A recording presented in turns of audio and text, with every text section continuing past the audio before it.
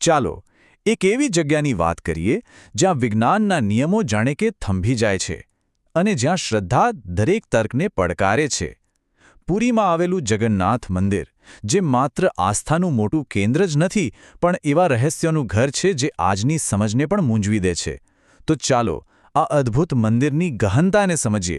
સામાન્ય રીતે તો કોઈ કહેશે, ના એવું તો બને જ નહીં. પણ જગન્નાથ મંદિરમાં આ કોઈ ચમત્કાર નથી, આ તો રોજની વાત છે. અને આ તો મંદિરના અસંખ્ય રહસ્યોમાંથી પહેલું રહસ્ય છે, જે આપણને આશ્ચર્ય અને જિજ્ઞાસાની એક અલગ જ દુનિયામાં લઈ જશે. પણ સાંભળો, આ પવનને અવગણતો ધ્વજ તો ખાલી એક શરૂઆત છે. આખું મંદિર પરિસર જ એવું છે જાણે કે એ કુદરતના નિયમોને જ પડકારતું હોય, જ્યાં અશક્ય લાગતી વાતો રોજ બનતી હોય. આ મંદિર સાથે જોડાયેલા રહસ્યો કંઈ સામાન્ય નથી. અહીં ધ્વજ હંમેશા પવનની વિરુદ્ધ દિશામાં લહેરાય છે. આશ્ચર્યની વાત તો એ છે કે દિવસના કોઈ પણ સમયે મંદિરના મુખ્ય ગુંબજનો પડછાયો જમીન પર પડતો જ નથી. એટલું જ નહીં, મંદિરના શિખર ઉપરથી આજ સુધી કોઈ પક્ષી કે વિમાન પસાર થયું નથી. અને જેવો તમે મંદિરમાં પ્રવેશ કરો, બહાર સંભળાતો દરિયાના મોજાનો અવાજ એકદમ શાંત થઈ જાય છે. આ બધી એવી ઘટનાઓ છે જેને ઉકેલવાના બધા પ્રયત્નો નિષ્ફળ ગયા છે. અને આ ભૌતિક રહસ્યો લોકોની અતૂટ શ્રદ્ધા સાથે જોડાયેલા છે. જસ્ટ વિચારો, 1800 વર્ષથી દરરોજ એક પૂજારી 45 માળ ઊંચા ગુંબજ પર કોઈપણ સાધન વગર ચઢીને આ ધ્વજ બદલે છે. આ માત્ર પરંપરા નથી, પણ ભક્તિ અને જોખમની પરાકાષ્ઠા છે.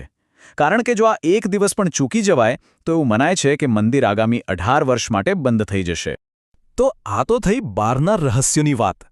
હવે ચાલો મંદિરના એકદમ હૃદયમાં જઈએ અને વાત કરીએ ત્યાં બિરાજમાન દેવતાઓના અનન્ય અને રહસ્યમય સ્વરૂપોની. આ અસામાન્ય દેખાતી મૂર્તિઓ પાછળ એક આખી દંતકથા છે. વાત શરૂ થાય છે દરિયામાં તરતા મળેલા એક દિવ્ય લાકડાના ટુકડાથી.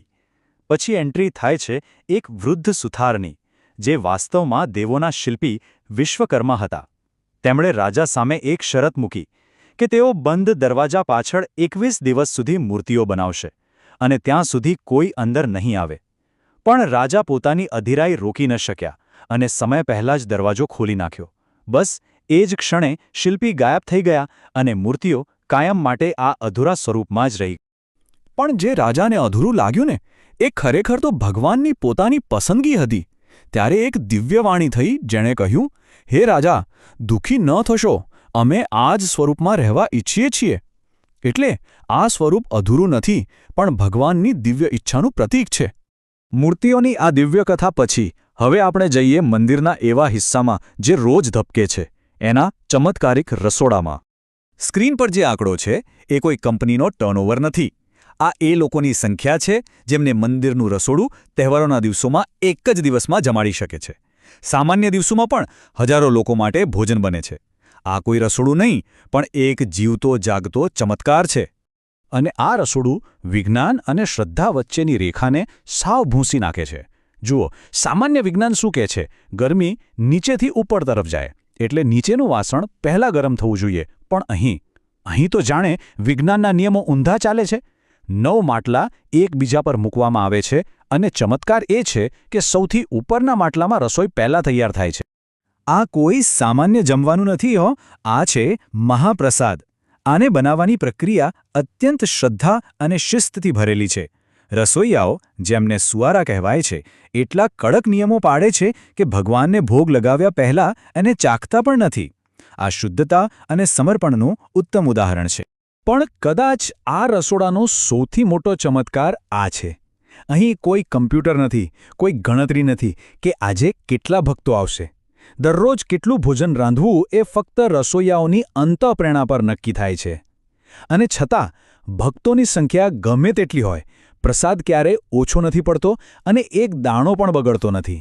મંદિરના રોજિંદા જીવન અને એના ચમત્કારોથી આગળ વધીને હવે વાત કરીએ શ્રદ્ધાના સૌથી મોટા જાહેર ઉત્સવની, વિશ્વ પ્રસિદ્ધ રથયાત્રાની. આટલા મોટા અને ભવ્ય ઉત્સવ પાછળનું કારણ બહુ જ સરળ અને સુંદર છે. આ એક બહેનની શહેર જોવાની ઈચ્છા પૂરી કરવાની કથા છે, જે તેના ભાઈઓએ પૂરી કરી હતી. આ યાત્રા માટે દર વર્ષે 3 નવા અને વિશાળ રથ બનાવવામાં આવે છે અને દરેક રથની પોતાની આગવી ઓળખ છે. જેમ કે ભગવાન જગન્નાથના રથ નંદીઘોષમાં સૌથી વધુ એટલે કે 16 પૈડા હોય છે, જ્યારે બહેન સુભદ્રાના રથ દર્પ દલનમાં 12. એ જ રીતે એમની ઊંચાઈ અને રંગો પણ અલગ અલગ હોય છે, જે આ યાત્રાને માત્ર એક સરઘસ નહીં પણ દેવતાઓની જીવંત યાત્રા બનાવે છે. અને હા, રથયાત્રા એટલે ખાલી એક દિવસનો તહેવાર નથી. આ તો એક લાંબી આધ્યાત્મિક યાત્રા છે. એની શરૂઆત ચંદન યાત્રાથી થાય છે, જ્યારે રથ બનવાનું શરૂ થાય. પછી સ્નાન યાત્રામાં દેવતાઓને સ્નાન કરાવાય છે, જે પછી તેઓ બીમાર પડે છે અને થોડો સમય એકાંતમાં રહે છે. અને પછી સ્વસ્થ થઈને તેઓ રથયાત્રા પર નીકળે છે અને પાછા ફરે છે, ત્યારે તેમનો ભવ્ય સુનાબેશા શણગાર થાય છે, જેમાં 208 કિલોથી વધુ સોનાનો ઉપયોગ થાય છે. તો મંદિરના આ બધા રહસ્યો, મૂર્તિઓની કથા અને રથયાત્રાની ભવ્યતા, આ બધું જ ભેગું થઈને એક બહુ જ ઊંડા સંદેશ તરફ ઇશારો કરે છે. અને એ સંદેશ છે શ્રદ્ધા, ભોજન અને એકતાનો. આ જ છે મહાપ્રસાદનો સાચો અર્થ. મંદિરના આનંદ બજારમાં એ માત્ર ભોજન નથી રહેતું, પણ એકતાનું જીવંત પ્રતીક બની જાય છે. અહીં કોઈ નાનું મોટું નથી, કોઈ ઊંચ નીચ નથી. દરેક વ્યક્તિ, પછી ભલે તે ગમે તે જ્ઞાતિ કે વર્ગનો હોય, સાથે બેસીને પ્રસાદ લે છે. અહીં બધા ભેદભાવો ઓગળી જાય છે. અને આ જ વાત આપણને એક બહુ જ મહત્વના સવાલ પર લાવીને મૂકી દે છે. આપણે જે યુગમાં જીવીએ છીએ, જ્યાં બધું ઓટોમેશન અને આર્ટિફિશિયલ ઇન્ટેલિજન્સ પર ચાલે છે, ત્યાં મંદિરની આ પ્રાચીન, શ્રદ્ધાથી ચાલતી સિસ્ટમ, જે સંપૂર્ણ ચોકસાઈથી કામ કરે છે, તે આપણને ટેકનોલોજીની મર્યાદાઓ અને માનવ અંતઃપ્રેરણાની શક્તિ વિશે શું શીખવી જાય છે?